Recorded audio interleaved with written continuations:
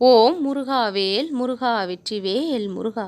என் அன்பு குழந்தையே, என்னுடைய நெற்றி ஒளியை தொட்டதன் காரணமாக அற்புதங்களை எல்லாம் உன் வாழ்க்கையில் நான் அரங்கேற்றுவதற்கான நேரம் வந்திருக்கின்றது.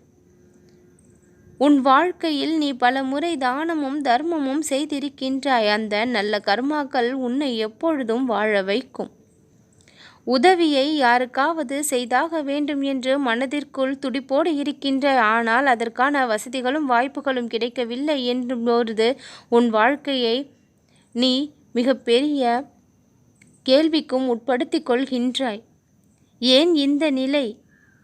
என்னுடைய பிரச்சனைகள் தீரவில்லை என்றாலும் கூட சில சமயங்களில் நான் பிறருக்கு உதவ வேண்டும் என்று நினைக்கின்றேன், அதற்கு கூட எனக்கு வழி இல்லாமல் இருக்கின்றது என்று கவலைப்படுகின்றாய். பிறருக்கு உதவ நினைக்கும் உன்னுடைய நல்ல குணத்திற்கு, உன் வாழ்விற்கு தேவையான அனைத்து உதவிகளும் இனி என்னுடைய கரங்களின் மூலமாக உனக்கு கிடைத்தபடியே இருக்கும்.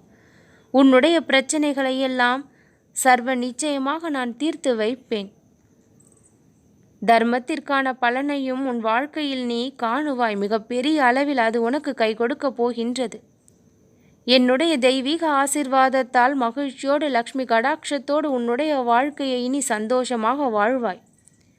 எந்த சூழ்நிலையில் நீ இருந்தாலும் சரி, கஷ்டப்பட்டு கொண்டிருந்தாலும் சரி, பொறுமையோடு அதை கடந்து முயற்சி செய்ய வேண்டுமே தவிர நிதானத்தை இழந்து எப்பொழுதும் செயல்படக்கூடாது. பிரச்சனைகளை சமாளிக்கும் பொழுது அந்த இடத்தில் பொறுமையும் நிதானமும் தான் இருக்க வேண்டுமே தவிர அவசரமும் கோபமும் இருக்கக்கூடாது. இந்த அவசரமும் கோபமும் உன்னிடம் இருக்கும் வரை உன்னுடைய முயற்சியில் உனக்கு தோல்விதான் அடையும். அந்த இரண்டையும் இக்கணமே விட்டு விடுகின்றேன் என்று சொல். நிதானத்தோடு சிந்தித்து செயல்படுவேன் என்று ஒரு முடிவை எடுத்துக்கொள். உனக்கான வெற்றியை நான் நிச்சயம் தருவேன்.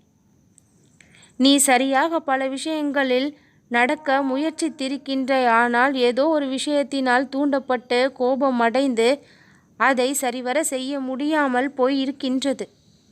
என் அன்பு குழந்தையே, கவலைகளை எல்லாம் மறந்து நீ சந்தோஷமாக வாழ ஆரம்பிக்க வேண்டும் என்றால் பொறுமை என்னும் ஆயுதத்தை உன் வாழ்வானது கடைபிடித்தே ஆக வேண்டும்.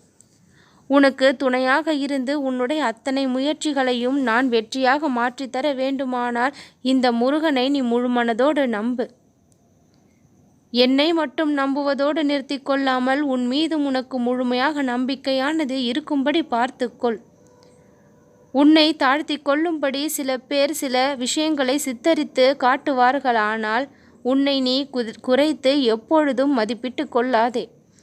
உன்னை முதலில் நீ மதிக்க வேண்டும். அப்பொழுதுதான் பிறரை மதிக்க வைக்க முடியும் என்பதை தெரிந்து கொள்.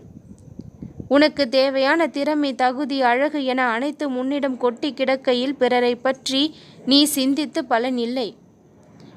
உனக்கான திறமைகளை வளர்த்து கொண்டு முன்னேறி சென்று கொண்டே இருப்பாய். இனி அதற்கு தேவையான அனைத்து வசதிகளையும் நான் செய்து தருவேன். முன்னேற்பாடுகளை நான் செய்து தருவேன். உன்னுடைய முயற்சிக்கு உறுதுணையாக இந்த முருகன் நான் உனக்கு கூட வருவேன்.